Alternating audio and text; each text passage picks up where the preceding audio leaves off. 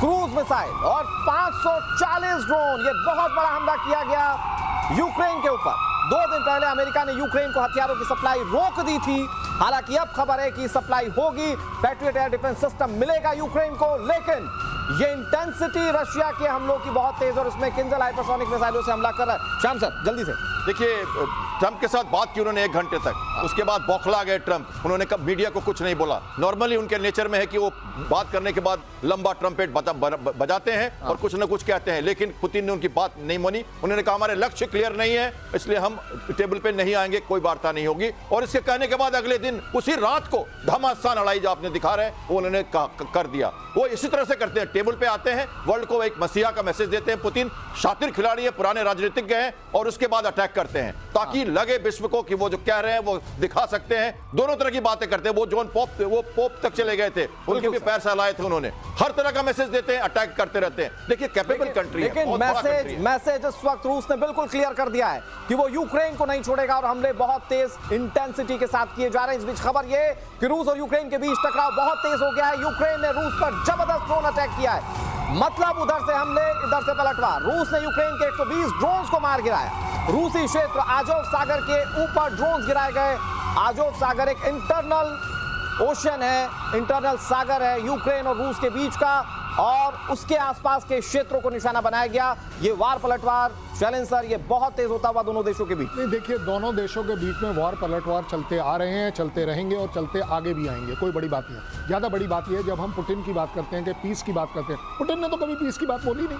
ये तो ट्रंप ने बोला था कि मेरे आते ही 24 घंटे में मैं लड़ाई रोक दूंगा। भाई साहब, पुतिन जो है ना, उसे ये मालूम है, और वैसे भी फौजी तौर पर मैं आपको बता सकता हूँ, you always negotiate from a position of strength. अगर ताकत है बाजुओं में तभी आप नेगोशिएट करोगे और तभी दुनिया आपकी सुनती है। पुतिन जो इस समय कर रहे हैं, 400-500 के करीब ड्रोन जो इन्होंने बर्बाद किए अभी रिसेंटली, पिछले अगर 48 घंटे में देखें यूक्रेन के, वो क्या मैसेज दे रहा है। और आप एक बात बताइए, ये जो 400-500 ड्रोन जो यूक्रेन रशिया की तरफ फायर कर रहा है, ये बड़ा पीस इनिशिएटिव है क्या? मैं किसी को ब्लेम नहीं कर रहा, मैं इवैल्यूएट करके बता रहा हूँ आपको। देखिए, इस तरह की ये जो लड़ाई दोनों कर रहे हैं, दोनों को मालूम है they will be in loss. ये जरूर बात है कि यूक्रेन इज ना बिगर लॉस। सबसे बड़ा गेनर कौन है आप देख रहे हैं? वो गेनर हो जा रहा है यूएस, क्योंकि उसके हथियार और ज्यादा बिक रहे हैं। उसकी जो डिफेंस इंडस्ट्री है 43% उनके शेयर मार्केट बढ़ गई है। ये क्या है? ये अपने ये कि रशिया का इंटरेस्ट बिल्कुल नहीं होगा कि सिर्फ यूक्रेन को लड़े। वो यूक्रेन से जब लड़ते हैं तो वो बेसिकली यूएस और यूरोपियन यूनियन से, बिल्कुल सही बात। उनका मैसेज बड़ा। लेकिन श्याम सर, मैं बहुत जल्दी से कहूंगा कि एक छोटे से में कंक्लूड कर दीजिए कि अगर जिस तरीके से तबाही मचा रहा है रूस, ये इस तरह से दिख रहा है कि जंग जीतनी नहीं है, बर्बादी ज्यादा करनी है यूक्रेन।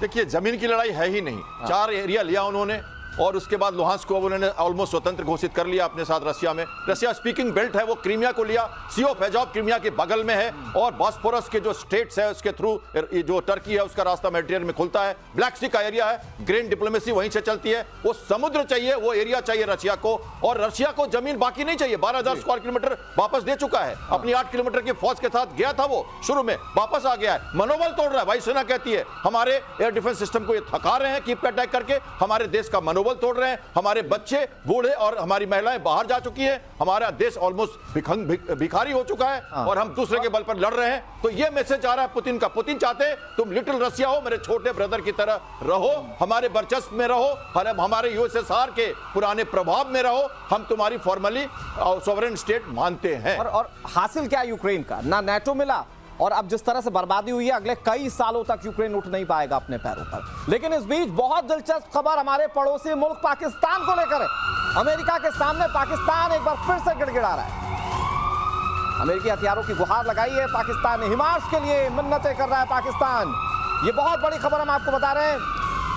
हिमार्स, इसकी तस्वीर आप इस वक्त टीवी स्क्रीन पर देख रहे हैं। कई जंगों में ये सर्टिफाइड एक यूजफुल वेपन है, और इसकी गुहार लगा रहा है अमेरिका से इस वक्त पाकिस्तान। और वैसे तो चाइना से डील करता है पाकिस्तान, लेकिन अब हिमार्स का रुख कर रहा है। मतलब चाइना ने जिस तरह से धोखा दिया, चैलेंज सर, अब गिड़गिड़ाने की नौबत आ गई है कि आप अमेरिका के पास जा रहे हैं। मेरे को लगता है शायद हम गलत बोल गए। चाइना ने धोखा दिया या नहीं दिया वो तो उसके कैरेक्टर में है। हर बार धोखा पाकिस्तान भी सब कंट्रीज को देता। ये वही कंट्री है जिसका यूएस के साथ उसके मतलब जिसको गोद में पले हैं, दूध पिया है उनका यूएस का, तब इतने बड़े हुए हैं। और अब आप देख रहे हैं हिमार्स का लेने का क्या मतलब है? बेसिकली ट्रंप है बिजनेसमैन, यूएस है बिजनेस इंडस्ट्री, वो उन्हें दिखाना चाहता है कि देखिए मैं भी एक मार्केट हूँ, अगर आप दे दें तो बड़ी अच्छी बात है, देंगे। लेकिन ज़्यादा बड़ी तकलीफ ये आएगी कि अगर आप हिमार्स लेते हैं तो चाइना क्या बोलेगा, और अगर हिमार्स लेते हैं तो यूएस आपसे क्या डिमांड करेगा, ये भी एक बहुत बड़ा सवाल है। तो मुझे नहीं लगता कि किसी भी एंगल से ये एक अपने आप में रियलिस्टिक परचेज और सेल है, ये एक स्ट्रैटेजिक पोस्चरिंग है कि हम आपके लिए एक ओपन मार्केट है। ठीक है, लेकिन अगर पाकिस्तान गिड़गिड़ा रहा है हिमार्स के लिए, मैं अपने दर्शकों को ये बताऊं कि हिमार्स एक ऐसा मिसाइल सिस्टम है जिसमें 6 मिसाइलें एक साथ दागी जा सकती है, 300 किलोमीटर की रेंज होती है, और ये यूक्रेन को यूज करते हुए हमने देखा। बिल्कुल बिल्कुल, देखिए ये हमारे जैसे हमारे मोटिव अगर समझाएं कि पाकिस्तान क्या सोच रहा है इसको लेने के लिए। बिल्कुल, देखिए उनको भी ये चाहिए, जैसे हमारी पिचोरा मिसाइल है, बहुत इफेक्टिव मिसाइल है, और हम इनको टैंक के या उनके सैनिकों के विरुद्ध या उनकी मोबाइल जो बैटरी है या उनके जो फायर कंट्रोल सिस्टम्स हैं, रडार्स हैं, उनके ऊपर इनका ट्रैक कर सकते, सेफ है, इसमें व्हील लगी हुई आप देख सकते हैं, बहुत हाईली मोबाइल है, ये बहुत high rate of fire accuracy और सेफ है, एक जगह मारा और तुरंत मूव करके दूसरी जगह से मार सकता है, इसलिए वो वापस अटैक नहीं कर पाते और सेफ माना जाता है। हिमार्स इसलिए वर्ल्ड में फेमस है, हमारी पिचोरा मिसाइल या इगला है हमारी, जैसे हमारे ओसा है, या हमारी नेवी में कहें तो जो बराक या हमारे RBU 600 रशियन के रॉकेट्स हैं, रॉकेट लॉन्चर्स हैं, ये सब इस तरह के रॉकेट लॉन्चर्स इसके कंपैरिजन में है। और हिमार्स जो है एक तरह से वर्ल्ड प्रूवन जो एंटी जो कहते हैं ना टैंक बैकिंग हुआ और सैनिकों को मारने के हुआ, तो भूमि में सुरक्षित प्रेसिजन के साथ कॉस्ट इफेक्टिव और वर्ल्ड प्रूवन अभी माना जाता है। और यूक्रेन ने जब इस्तेमाल किया तो उसकी ताकत तो पूरी दुनिया देख चुका है। खैर, बहुत इंटरेस्टिंग चीज मैं आपको बताता हूं, पाकिस्तान हथियार के लिए गिड़गिड़ा रहा है, लेकिन अंदर खाने की बगावत वो नहीं झेल पा रहा है। उत्तरी वजीरिस्तान में मीर अली में बगावत की खबर है, 5 लाख से ज्यादा लोग यहां इकट्ठा हुए, पाकिस्तानी सेना के खिलाफ आवाम में काफी गुस्सा, झूठे ऑपरेशंस के खिलाफ नारा बुलंद किया, झूठे ऑपरेशंस यानी कि भारत ने मारा और पाकिस्तान कह रहा था नहीं भाई साहब हम जीत गए। तो अब लोगों का गुस्सा शैलेंद्र सर इस तरीके से सामने आ रहा है, जो वजीरिस्तान में लोग सड़कों पर उतर आए। नहीं, बट आप जो बोल रहे हैं वो तो ठीक बात है, वो जीत गए ना भाई, जान बची तो लाखों पाए, जान तो बच गई 4 दिन के बाद। देखिए लोगों का जितना वो उन लोगों की जीत तो सर 2 वक्त की रोटी में भी है। नहीं, अब आ रहा हूं मैं लोगों का, आवाम पर, क्योंकि आवाम देख रही है कि इन सब चीजों का फायदा घाटा क्या है, आवाम के ऊपर सारी बात आ रही है। आपको क्या लगता है 300 रुपए किलो आटा वो फील्ड मुनीर के जेब से जा रहा है, ये इस आवाम के पास से जा रहा है। आवाम अब चाहती है जानना, जिसको हम बोल रहे थे डेमोक्रेसी, ये बोलते हैं करवट ले रहा है डेमोक्रेसी अपने आप में, कि कब तक सहोगे, कितना सहोगे, इन्फ्लेशन देखिए आपका कितना जा रहा है, आप अचीव क्या कर रहे हैं। सबसे बड़ी बात यह है, 4 दिन बोल दीजिए लड़ाई के, 2 दिन बोल दीजिए, आपने अचीव किया क्या। चलिए आपने बोल दिया कहीं 1 जहाज गिर गया, 2 जहाज गिर गया, वेल दैट डजंट मैटर, आपका क्या गिरा, आपने क्या गिरवा लिया, आपने 9 टेररिस्ट कैंप गिरा लिए, चलिए वो आपको भी तंग कर रहे हैं, आपने अपने 11 एयरफील्ड बर्बाद कर लिए, क्या आपको लगता है ये कम है। और इसका खर्चा, इसका जो भी खर्च है उसका खमियाजा कौन भुगतेगा, ये जनता भुगतेगी, क्योंकि इसे मालूम है कि अपने आप में सिर्फ और सिर्फ डेमोक्रेसी बोलने से नहीं आती, ये ग्राउंड आज डिमांड कर रहा है। हाँ, लेकिन श्याम सर, जब पाकिस्तान का जिक्र होता है मतलब अपने आप हंसी आ जाती, प्रतिशोध में हम लोग वॉर की बात करते हैं, पाकिस्तान का जिक्र होता है अपने आप हंसी आ जाती। भाई इनके घर में खाने को नहीं, ये जा रहे हिमार्स ढूंढने के लिए कि हिमार्स हमें मिल जाए, वो भी उधारी पे ही लेंगे ये लोग, लेकिन अपने घर की बगावत ये लोग नहीं झेल पा।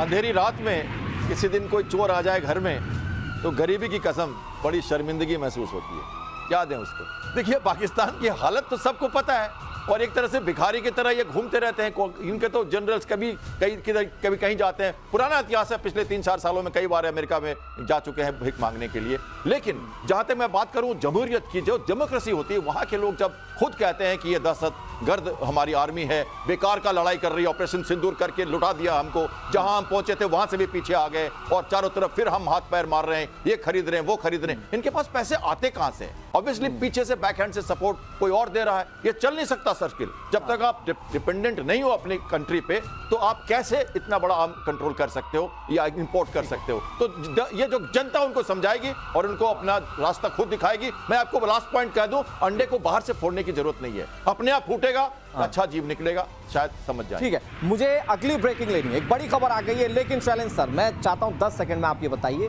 वहां पर लोग अगर बगावत कर रहे हैं तो क्या आर्मी के खिलाफ लोग जाग उठें या अपने ऊपर पड़ रही मारों की लोग ये बदला लेने पर ये सड़कों पर उतरे?